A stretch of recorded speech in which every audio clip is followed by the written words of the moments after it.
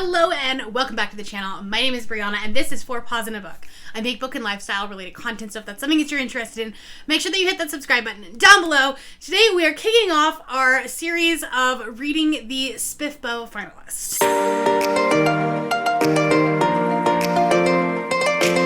Hello, welcome. If you're new here, hi, I'm Brianna. And I'm going to be reading all of the SPFBO finalists. If you don't know what SPFBO is, first off, I would recommend you go check out my first video where I introduced SPFBO, or the self-published fantasy blog-off that's created by Mark Lawrence. And the idea behind this blog-off is to promote self-published fantasy works that have been coming out recently. And I am doing SPFBO Cassidy's version. Cassidy over at Covers with Cassidy asked me to be a part of this. She has 10 people that are reading all of the finalists, and then we have a rubric that we are grading these books on, and we're going to find our best book, which is exactly what the host of the actual SPFBO is doing right now. So we're doing it at the same time. And I thought I would vlog this journey because I'm a newbie when it comes to the fantasy genre, especially adult fantasy. So, I feel like I'm just gonna be the grade killer and this, like, the average killer because, a lot of the people that are in this group read a lot of adult fantasy and classic fantasy, and, I feel like my enjoyment of those is going to be less, and the ones that are more cozy fantasy, I will like more. So I'm gonna be the outlier of this group. Like, me and one other person. But anyways, I'm going to link the website that down below of, like, our progress and things like that so you guys can follow along. But I wanted to do, like, a vlog series where I would read 2 of the books in each of the vlogs. There's 10 finalists, so there'll be 5 vlogs. I'm not going to go into detail about what all of the books are. Like I said, that will be up in my original video where I also predicted my ranking of these. And in this one, we're going to be reading 2 of the books. Which 2? I don't know yet. So we are instituting our Mug of Chaos for this. I have the 10 finalists in here, and we're just going to pick one. I feel like if I just picked the ones that I was really excited about, that I would end up leaving the ones I'm less excited for to the very end. The Umbral Storm, which is like my number 8, I think, is almost 700 pages. And I know that if I just picked them on my own, I would leave that one for last. And I would end up getting stressed out. So we're just gonna let chaos pick. And then if it still gets picked last, it's not my fault. So here we are. The very first book that I will be reading for SPFBO is... The very first book that I'll be reading for SPFBO is... I want to read this one right now. Okay. The Fire of the Forebears, which is my number 10. My number 10 prediction. And there's a couple of reasons for that. One, it's very classic fantasy based. And secondly, it's the start of a series, but the author actually passed away. So the series is not going to continue. But yeah, here we are. Okay. I'm worried about this, but that's okay. Maybe I'll get it like a really high one to begin with it. And again, like, this is one of those things that, like, had I picked on my own, I would not have started with that one. So that's, thank you, Mug of Chaos. Okay. The number 2 book that we will be reading. Oh, okay. The number 2 one that we'll be reading is Scales and Sensibility, which is the number 6 pick.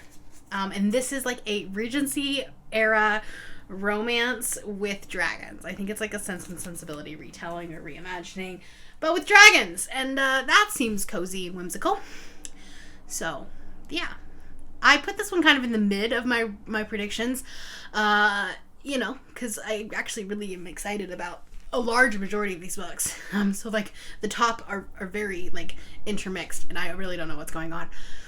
But, yeah, unfortunately, neither one of those books I own, and I don't think either one of them are on KU. We'll have to see. Hello, everybody. I am here to talk about Scales and Sensibility by Stephanie Burgess. It has been several weeks since I actually picked up that Mug of Chaos, and like, you know, started this vlog weeks, literal weeks. But that's okay. I'm here now. I am a little over 50% of the way through this, and I am having such a good time. This is not what you would expect from a classic fantasy book, so I think that a lot of people reading the SPFBO books who read more classic fantasy may not love this one as much. I don't think that this one's going to do well in our like SPFBO Cassidy's version, because there are a lot of classic fantasy readers, but it is fun. This is very much a Regency era romance, but then like with a lap dragon, whose name is Sir Jessamine, and I absolutely love him. He is my favorite character in this entire book, although a lot of the characters just like, they're just a lot of fun. They're so over the top. But anyway, Sir Jessamine acts like Schmidt, my poodle, and that just makes me immensely happy. So I'm very much enjoying this. But in the vein of like Regency era romances, it is very over the top. The characters are just so dramatic, and like it's doing that very well. And it's also, you know, it's explaining its magic system well. It's explaining what the dragons do and what different things on the dragon mean. And so I think it's doing that part of it well. Once I finish it, we will take Cassidy's rubric and I'll explain it to you, and we'll go through the scores and figure out what we're going to rate it. But I just wanted to get you an update on that. All right, we are going to rank Scales and Sensibility and talk about what I thought of it, because I haven't done that. So there's a 0 to 10 scale, with 10 being perfect, none to very little issues, and 0 being WTF. And we can use half point scales, like, you know, if we wanted to say it was like 6.5, that would be fine. Okay, so here we are on Scales and Sensibility. The first one is characters. Do their motives make sense for them? Do they act their age? Do you feel for them? Are they compelling to read about? Are they distinguishable from each other, have their own voice? Do you understand them? Are they nuanced characters versus flat characters? How are the side characters, not just the protagonist? Could you describe the characters to a friend? Here's where a lot of people, I think, are going to struggle with this book specifically. Because I think that the characters acted exactly the way they are supposed to. That being said, they were very over the top and dramatic, and they had a lot going on. So their motives definitely made sense for them. It's a Regency era, like, romance type book with fantasies. Acting their age for the time period, sure, I think so. Do you feel for them? Are they compelling to read about? I think some of them were. I did definitely like Eleanor, the main character. I loved Sir Jessamine. The dragon was adorable. Are they distinguishable from each other and have their own voices? I think this is where it probably struggled. But again, I think that was intentional. Do you understand them? Are they nuanced characters versus flat characters? I don't think they had a ton of nuance. I think that they were a little bit one-dimensional, two-dimensional, in the fact that like they had one singular motive, and that's what drove their entire personality. So if we think about this, if we go back up to our rating system, so 7 is good, a lot of great things, but still see some issues. So 75% good, 25% bad. 6 is it's okay, more good than bad. I think we're kind of in the middle there, so I'm going to give it a 6.5. Okay, and then next up, it's plot. For this one is, does it make sense, or are there plot holes, plot conveniences? How is the pacing? Is it done well, or is it uneven? How is the foreshadowing? Are there hidden Easter eggs throughout the story? Was it satisfying for the story itself? Was it unique? If there are plot twists, are they done well, or is the plot too predictable? It is predictable, but it's intentional. That's the point of this genre, and that, I think, is where the classic fantasy readers will probably struggle. I enjoyed it, but when we're trying to think of this in more of a logical, objective term, where are we at here?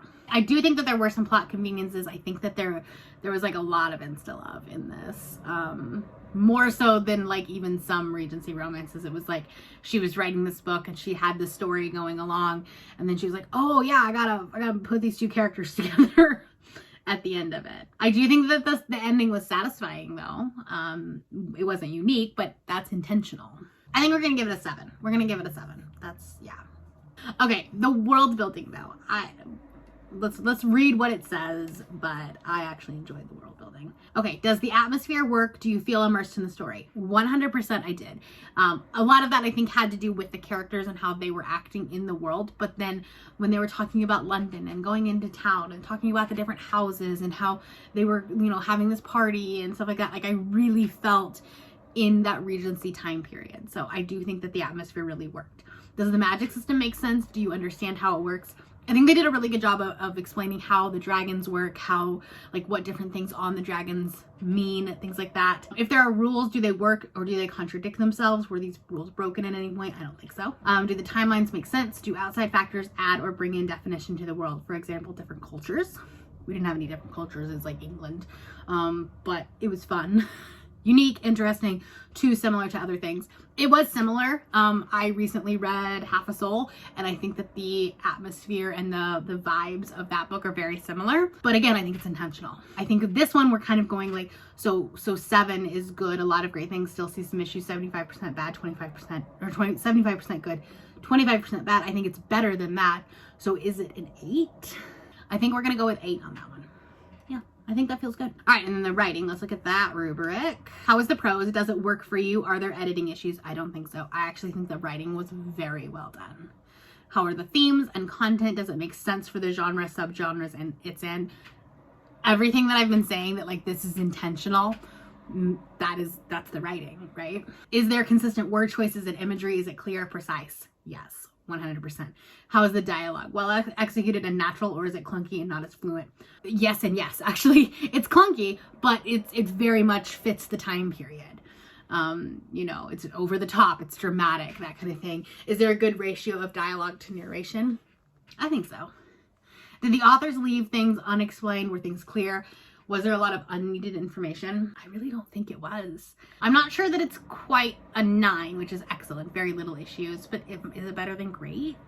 Maybe an 8.5 on this one. All right, and then lastly is enjoyment, which is just like our personal rubric. Like the only thing on here is, personal to you, how much did you enjoy the overall story? I did enjoy this. I don't think that it's perfect for me. I'm finding that Regency romance is not necessarily 100% my cup of tea. They're fun to read, but they are dramatic. They are over the top, and sometimes there's like some eye rolling when it comes to the like just the overall story and just like how single vision, like not single-minded, how narrow-minded they can be. However, on the flip side of that, Sir Jessamine, that dragon is adorable, and I love him with my entire soul. So I think if I was rating this on vibes, which like there's a flip side to the coin of the rubric of what you would give in star rating, and I think an 8 would be considered a 4-star, which if I was giving this on just vibes alone, I would have given it probably a 4-star. So an 8 feels good. That puts the total score at a 7.6, which is like a 7 would be a 3.5 star, an 8 would be a 4-star. So if we're going to round up to an 8, it would be a 4-star rate, which is exactly what I would give it. So I'm glad to know that this rubric is pretty on par with what my rating system would be. So love that for me. And we'll move on to our second book. I have been avoiding talking to you. I have been avoiding pretty much everything. I am 200 pages into Fire of the Forebears by Ellie Buck. The second book in my SPFBO journey. And I'm not having a great time. I don't know what it is about this book, but I just don't understand it. And it's not that like it's too complex for me. It's just that there's a lot of nothing going on. And I feel like we're jumping scenes a lot, and like we go from, you know, this like campfire area to being on a ship, and we didn't figure out how to get there. Like there's been times where I literally had to go back and read a scene being like, I don't understand how we got to this place, and it's confusing me. The writing style is just not working for me. There is a lot of like the author trying to be purple prosy, but not succeeding at it For example, let me just show you, okay? The riverboat was a rickety old thing, and at first sight of it, bobbing innocently on the clear blue bubble water of the Bedreus, Kura knew she hated it. And okay, that's one. It's just like it's trying too hard, maybe? I don't know. Kura breathed in the sweet morning air. Dim sunlight peeked over the golden plains, beating back at the dark of night, and it was a surprising comfort. Like, it's trying too hard. That's my problem, I think. This book is reading fast. Like I'm 200 pages in just a few days. But that's just because I'm like making myself read it. I'm not reading anything else at this point. So this is like the only option for me. I wish I had an audiobook for it for sure. I think I'd be able to get through it faster. And it's like parts of it, I'm like, ooh, it's gonna do something, and then it doesn't do the thing. Like I start really enjoying it, and then we backtrack. And then it's just, I'm just very lost. I'm very confused by this, and it's not holding my attention, unfortunately. So I am going to try to finish this, probably not today, but hopefully by tomorrow, so I can get this video out, because it is slated to come out this week. So we'll see what happens there. But I thought I would check in with you guys, since I haven't done that. Just because I don't really have anything to say. Like, we're 200 pages in, and I don't really know what the point of this book is. And that's frustrating for me. There's no like central like driving theme for any of the characters. So anyway, I'll come back to you later. Hello, I really hope that the audio works for this, because I am at work in one of our little like phone booths.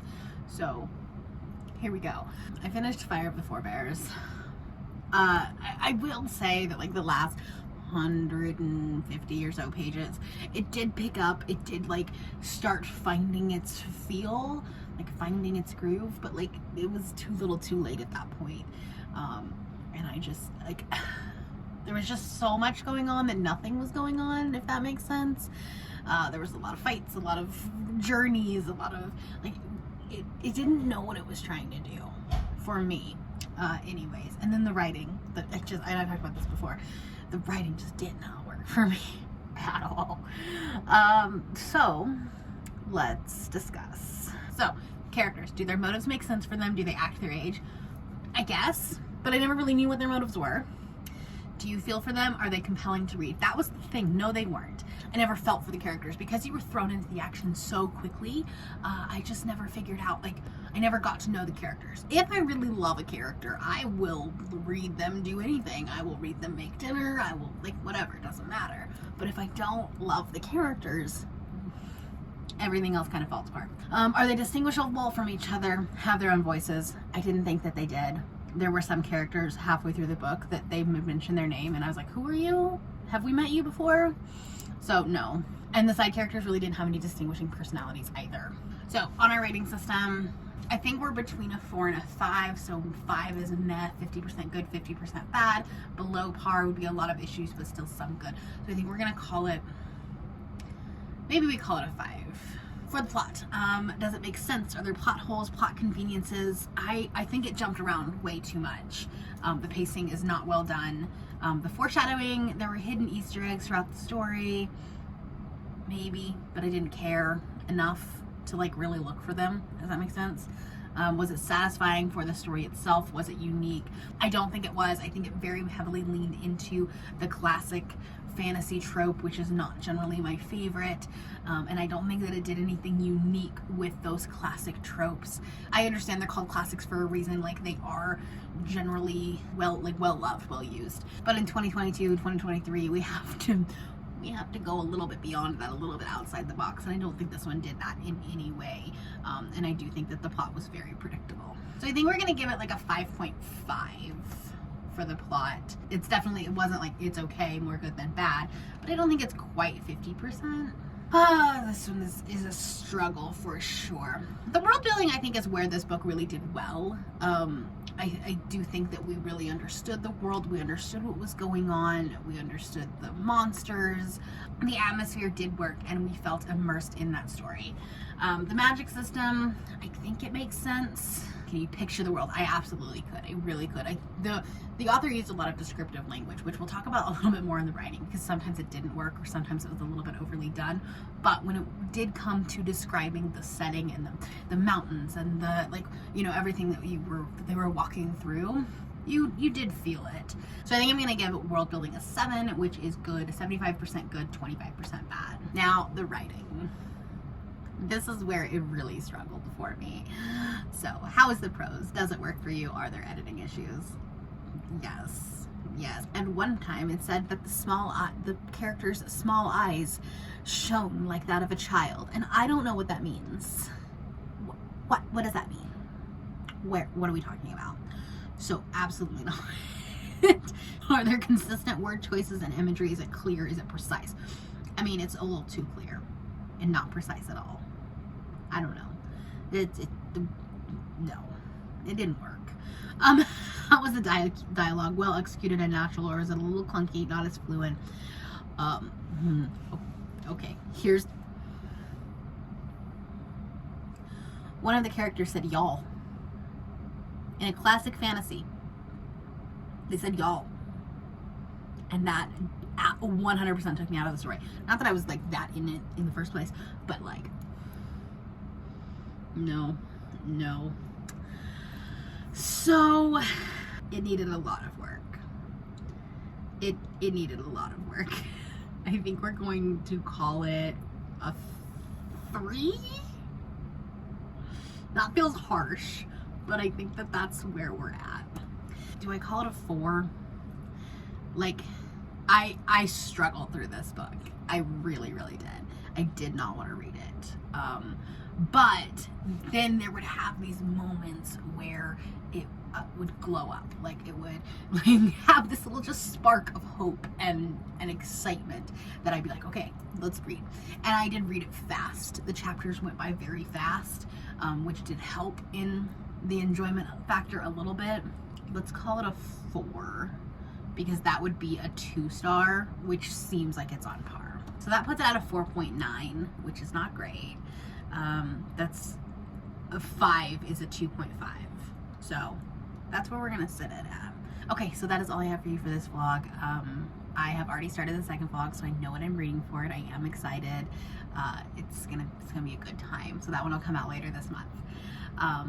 But thank you all for watching. I will put all of the information for SPFBO Cassidy's version down below, including the website where all of our rubrics are, and all of the, like, if we've done blog posts or Instagram posts or videos, whatever. I think they're all on the website. So yeah, and I'll also link everybody down below who's participating in SPFBO Cassidy's version. So that's all I have for today. If you're new here and you have not yet subscribed, there's a little red button and you can do so down below the video. If you'd like to hang out with me more, the links to my Instagram, Twitter, Goodreads, and my Patreon are linked in the description below. Thank you for watching, and I will see you next time. Bye!